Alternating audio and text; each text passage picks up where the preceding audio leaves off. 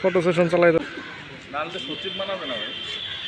বিভিন্ন জায়গায় তার বিরুদ্ধে যে অভিযোগটা হচ্ছে যে বিভিন্ন জায়গায় উনি নিয়োগ বাণিজ্য বদলি তদবির সে যেহেতু সে ওই পরিচয় দেয় যে বলে যে আমি এই জায়গায় আছি, আপনাদের যদি কোনো নিয়োগ থাকে আমি সে করে দিব, বদলি যদি কারো দরকার হয় কঠিন বদলিও আমি করে দিতে পারবো এই ধরনের।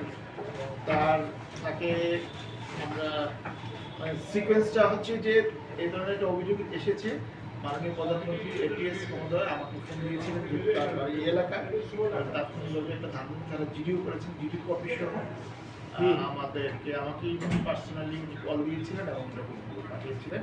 তো আমরা আমাদের এই তদন্তের যে পদ্ধতি আছে আমরা এই তদন্ত পদ্ধতি অবলম্বন করে তাকে আমরা গতকাল রাত প্রায় 11:30 আমরা তাকে ধরতে সক্ষম হই এবং তার সাথে আলামত হিসাবে সে একটা প্রেস লেখা এরকম একটা গাড়ি জব্দ করা।